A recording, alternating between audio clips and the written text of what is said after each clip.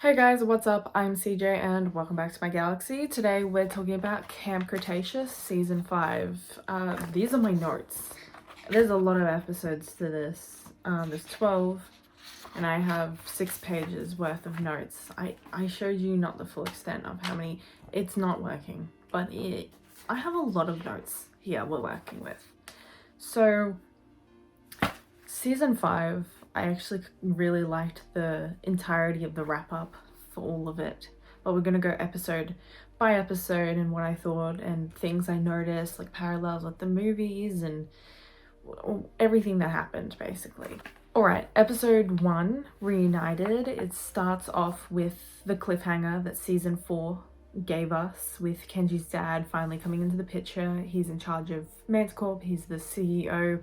He's the villain, he's the main villain of this season. One thing I did notice about this season, that the continuity with the dirt on their clothes and when they were clean after they'd gotten their own rooms at Manticorp on the little island, sometimes they'd have dirt on their clothes, like their general models for all of the seasons, because you know it's been 6 months, obviously they're gonna have dirt and grime on them, but then they'd be clean one second and dirty the next clip, and it just was very inconsistent. And on the topic of dirt, by the way, I can't believe that much grime, they had that much grime on them and they still jumped on very clean beds.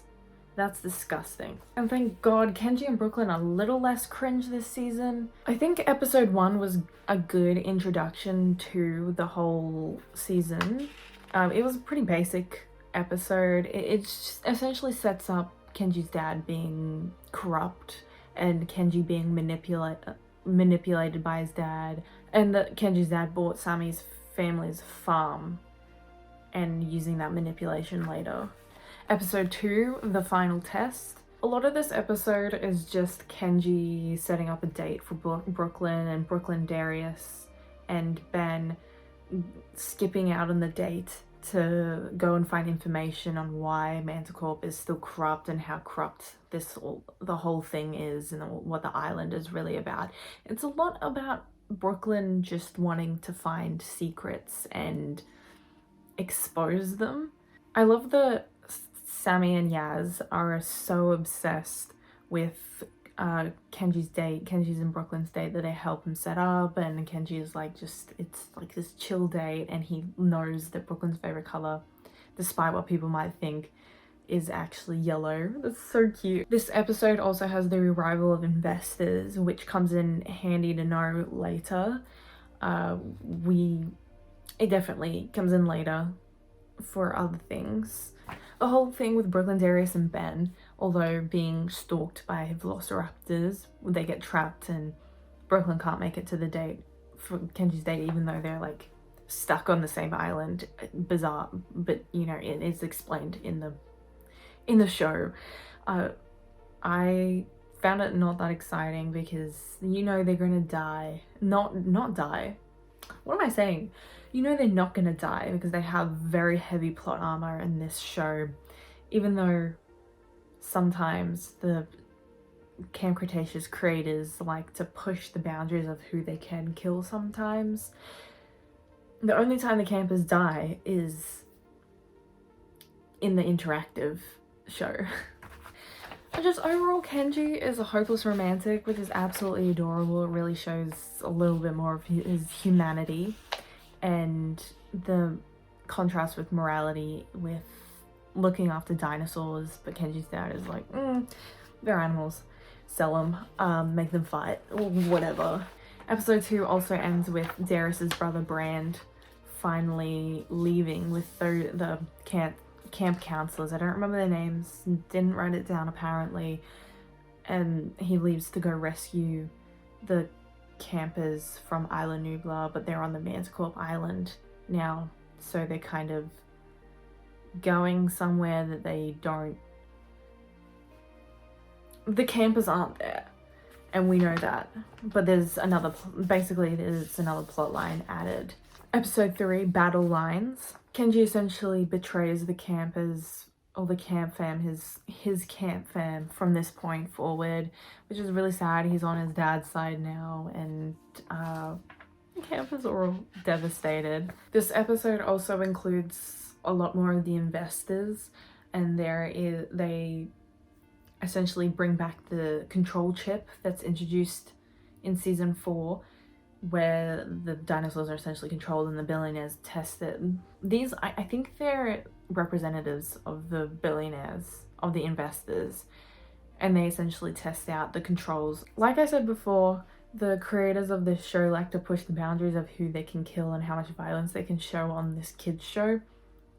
Most of the investors get eaten by dinosaurs as the campers sabotage the whole show. I cannot believe they killed off Cash. They really pushed that boundary. I know he's supposed to be this villain, but I did not expect them to actually kill Cash. Like maybe injure him, like in the 3rd Jurassic Park, where that one guy who stole the velociraptor eggs, you know, we think he's dead, but he's actually just severely injured. I know Cash was a bit of a villain there, but he's not as bad as Kenji's dad. So I feel like he could have had a bit of more of a redemption arc there, and I would have appreciated a bit of a redemption arc. Kenji's dad could never have that arc, but Cash maybe. And then the one survivor, coincidentally, is from a representative from Bison. We all know what Bison is, and if you don't know what Bison is, the people who made the Jurassic Park, right? The original Jurassic Park people, Bison is a competitor. Bison is essentially the villain throughout the entire franchise. They connect the whole franchise. So Bison, antagonist. We don't like Bison. And coincidentally, it leads into the movie in this aspect in episode 3.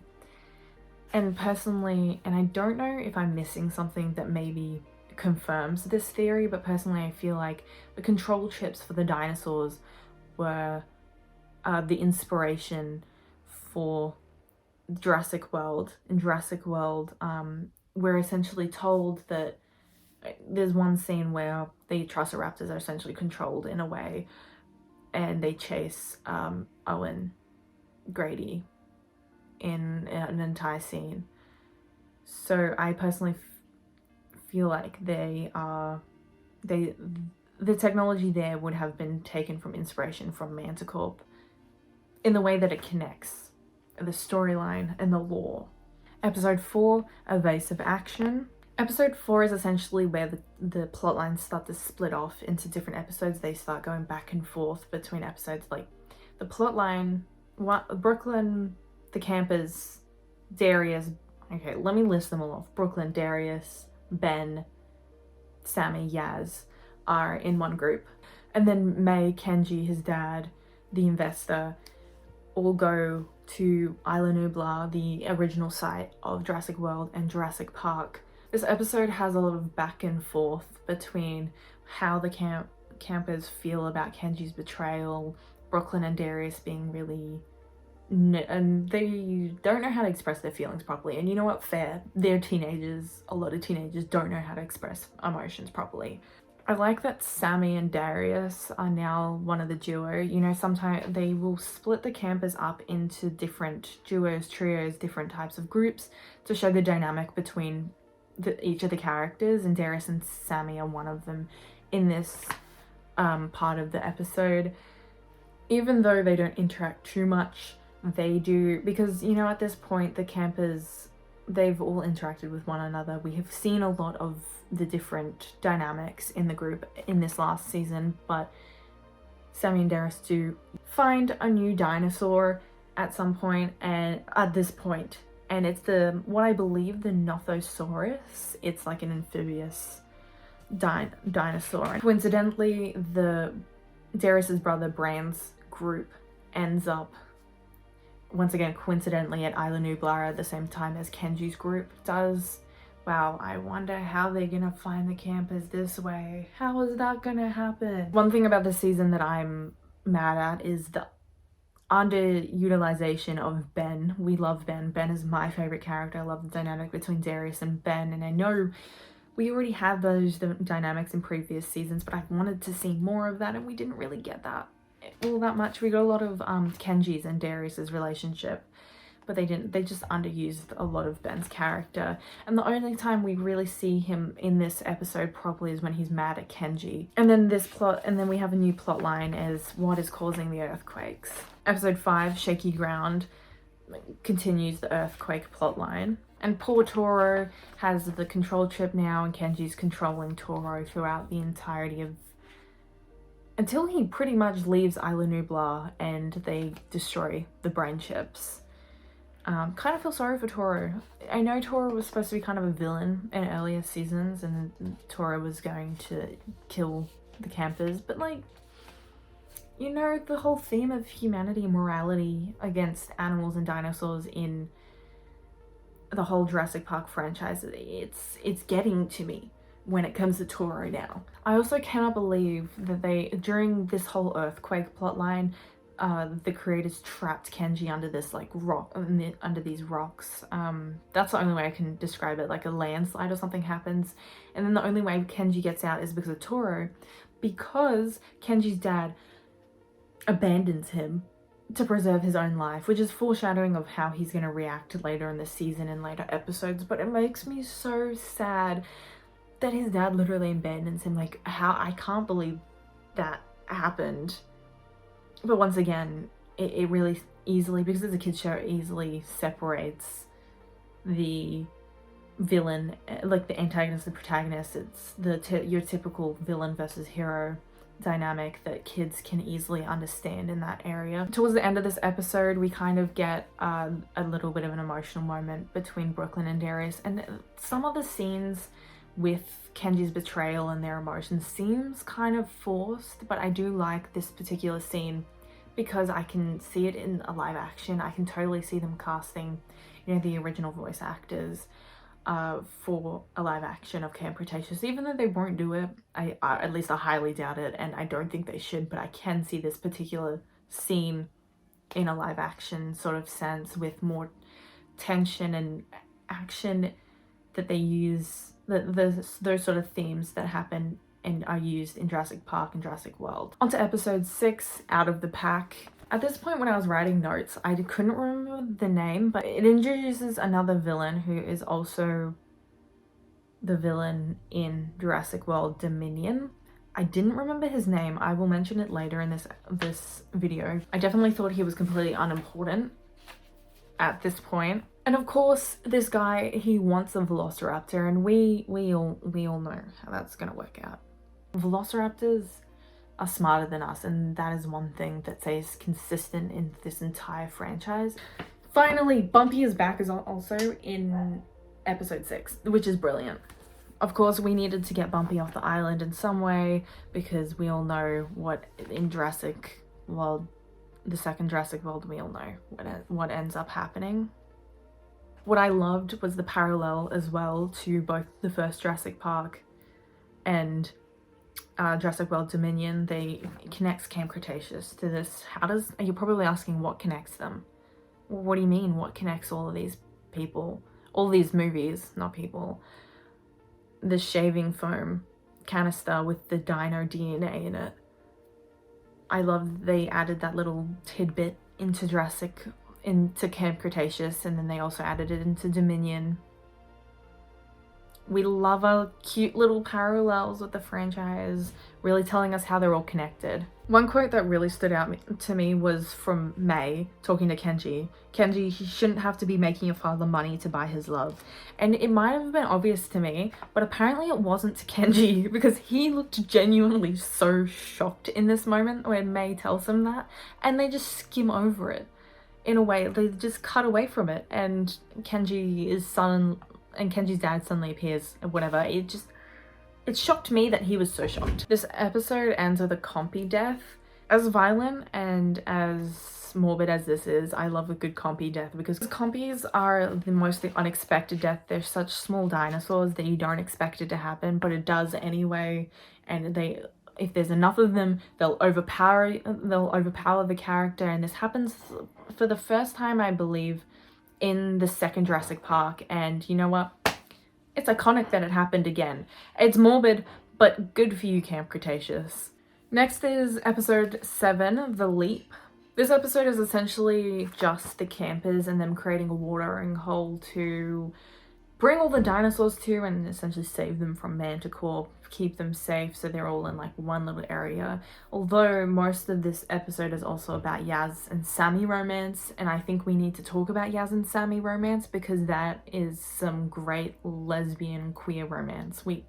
Yaz and Sammy are such a cute couple. I know a lot of people when the series first started were really shipping Yaz and Sammy because they just gave off that vibe. They gave off queer vibes.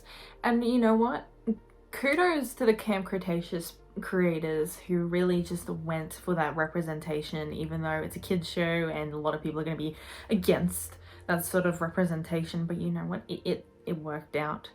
And it was perfect, and it was in the sense that it normalized queer rep as well in the show. It wasn't like in your face. It was just like, yeah, this is normal, this is how people are, and it's perfect representation. I like that Firecracker and Yaz mirror each other and being sad and kind of shy and needing to go at their own pace for everything. And if you don't remember who Firecracker is the baby dinosaur. It's a Brachiosaurus, I think, a baby Brachiosaurus, and because they moved the little baby dinosaurs, Firecracker comes with them, and Yaz is like, oh, at the end she's just like, oh, Firecracker just needed to move it at their own pace, and Yaz compares Firecracker to herself as well. I think that's really adorable. Another parallel is Sammy jumping into the watering hole.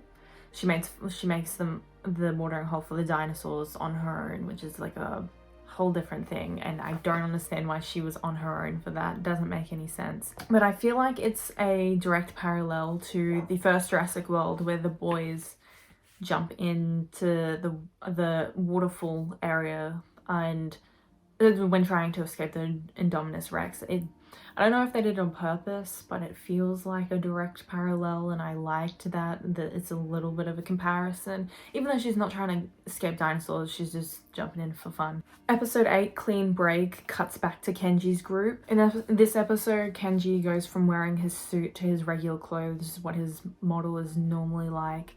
And it seems like it's representing how he's changed sides with going from betraying the campers to being back on their side, because his little shocked face when May said that he doesn't need to buy his dad's love.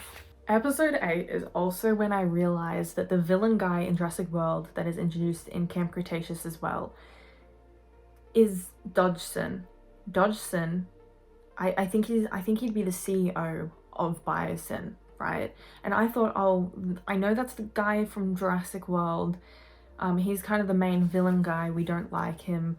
Cool that they've represented him in Camp Cretaceous, but what I didn't realize when I was watching Jurassic World and Camp Cretaceous up until this point is that guy is Dodgson from the original Jurassic Park.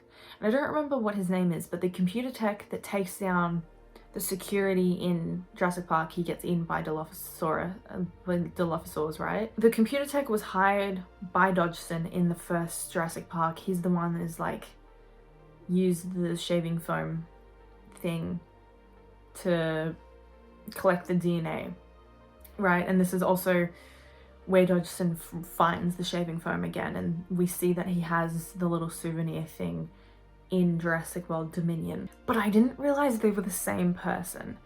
I had no...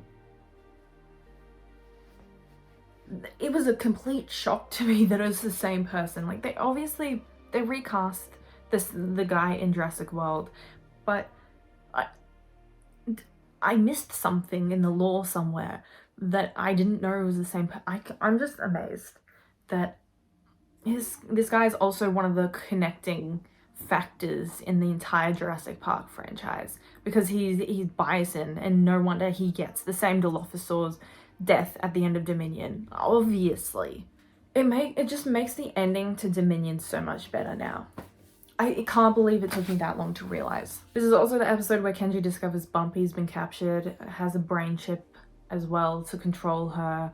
And obviously it's solidifying Kenji being on the campus side and not Manticore's side. Kenji's group leaves the island at this point, but May escapes and comes across, finally, Brain's group, who will eventually find the campers at the Manticore Island. Thank God. Like, we've been leading up to this for 5 seasons already. Episode 9, The Core. This is where we find out where the earthquakes are coming from. Earthquakes obviously coming from the core, and it's having a little minor meltdown. I still don't really understand what the core storyline was about, like the core having a meltdown on Manticore Island and all the earthquakes, because I feel like it's just put there to wrap up the entire season and make sure there's a proper complication there, and it just feels really forced. And the only time it really comes in handy is in the last episode, when they use it to trick Kenji's dad to leaving the island so he doesn't terrorize more dinosaurs. And other than that, it's really not used for anything. Although this episode, Ben has a little more of a role. He's a bit of a wingman to Yaz, which is brilliant. Here's one little moment when Yaz is about to confess his feelings to Sammy. He falls into a bush because he's like, thumbs up, like, you go girl, you confess your feelings, and then like trips and falls into a bush. And finally, the storylines stop flicking back and forth each episode because the Kenji's group finally get back to the Manticore Island, and the campers see Bumpy is arrived also at the same time on the island with the brain chip. And obviously Ben's angry. Episode 10, Arrival. I think you know what this is about. It's about Kenji's group getting back to the island, the Manticore Island, and it's about Ben trying to get Bumpy back. Kenji switching sides back to the campers group. I think there's a lot of teenage awkwardness in this episode as well, because you know how teenage relationships are very awkward, and it goes for the platonic relationships like Darius and Kenji, Darius not wanting to forgive Kenji, and then also Brooklyn and Kenji, the forgiveness there as well. That also stands for episode 11. Yaz and Sammy get into that teenage awkwardness of relationships as to not rub romance into the faces of Darius and Brooklyn because Kenji's this little upset about Kenji. I find that a little bit awkward, but they're still kids and don't know how to handle that situation, especially like how many teenagers have been in the situation of defying death against dinosaurs? None. So I think that's fair. I think Bumpy fighting the control chip in order to not hurt Ben is probably one of the corniest things I've ever watched in a show ever. It's so tropey, but it works so well. On to episode 11, The Last Stand. The campers, or Brooklyn and Darius specifically, are not so easily forgiving of Kenji. He has to really show he's changed. I think it makes zero sense that these teenagers are fighting a huge corporation and that Kenji's dad is so threatened by a bunch of children. Darius still says, get ready to fight, and he says it's all out war at some point, and kids fighting big billionaire corporations, I find it so funny because it makes no sense at all. This whole episode is just action, you know, your typical dinosaur fights that every Jurassic Park movie has. They have like a specific action scene at different points in movies. In the first Jurassic World movie, it's the Indominus Rex and the T-Rex, and then the Mosasaurus is the final blow to the Indominus Rex. Those typical fight scenes, this entire episode is that scene, but just crammed into one episode. I feel like it's not much of a plot though, just for an entire episode. It just feels like it should have like been split up a little bit more. But they were so ambitious with this season. They had to wrap up so many things. They just could not do it all at once. So obviously they had like just one episode of just like kill them. Someone has to win, just go all in one episode. Although at one point Yaz is trying to fight one of the dinosaurs and the little baby dinosaurs come up next to her and like yell at I think it's a Spinosaurus that yell. They're trying to attack them, and the little baby Yaz yells, and then little baby dinosaurs copy her, and it's so cute. That's the one, like, the one good thing in that entire episode. And finally, episode 12, The New Blast 6. Wrapping up everything, they finally defeat Kenji's dad and Manticore. They run him off the island, except at one point Darius gets trapped by the Spinosaurus and Kenji's dad controlling the Spinosaurus. And Kenji decides to jump in front of the goddamn dinosaur. How insane is that little boy? Why would he do that? I think it's really cute that they changed the password to the Manticore stuff to Camp Fam Forever. It's adorable. And you know what? Camp Fam Forever. I'm on board with that. And the series really is the entirety of the found family trope, because Kenji has a moment with his dad where he realizes his family is not his dad. It's his camp fam. And we love a good found family trope. And obviously at the end, Kenji gets adopted by Darius's family. Bran's group shows up to Manticore to just make sure they really solidify the fact that they're back home and not still stuck on a dinosaur island. The thing I really love about this last episode is that the time jump, they skip ahead to, I think, the second movie, Fallen Kingdom, I believe, is set in 2018. So they skip from 2016, 2017-ish, since it's been 6 months, to 2018, where Fallen Kingdom takes place, and it's like at the end of that movie where the dinosaurs escape from where they were being held by the billionaires once again. And I think it's really cute that Darius ends up doing like what I assume is a TED talk. He does stuff online, he does all these dinosaur talks, and he talks about what he loves. And they skip ahead to Yaz and Sammy still being together, and Brooklyn being like a, I don't even know what to call her, super spy? I don't know. She finds out secret corruption of stuff, and Kenji's living with Darius's family, and he seems very well integrated into this family, which is adorable. Found family trope once again. And then they did my boy Ben really dirty with that hair. Why would they do that? His hair is so long. Although him and May are visiting Bumpy on the Manticore Island, and Kenji's paying to keep that island running. Where did he get that money? Was that money not his dad's? That money probably would have paid legal fees. How does he... That doesn't... Maybe he was a trust fund baby. That makes a little more sense, but I still don't really get it. And I love that they do weekly check-ins. That's adorable, and that's... I'm glad they all still stay friends at the end of it. Overall, this season was really good with parallels, in the same way that Jurassic World Dominion was good with parallels and those callbacks to the franchise as a whole. They have different things like Dodgson from Bison callback, and then how he ended up with his shaving foam dino DNA canister thing in Dominion. Really cool connection there. You know, I feel like a lot of the newer series and movies really are just to fan service in a way, you know, to collect money and fan service. You know what, I'm kind of okay with that. I wouldn't say season 5 was my favorite, but it was a pretty good season, especially with wrapping it up. It didn't feel too rushed. It did feel a little forced, but it worked well in their favor. I think season 1 and season 2 probably are my favorite out of all of them. I think they set it up really well. They were definitely planning for maybe 3 seasons and didn't really know where to go from there. That's at least what the sense I got from that.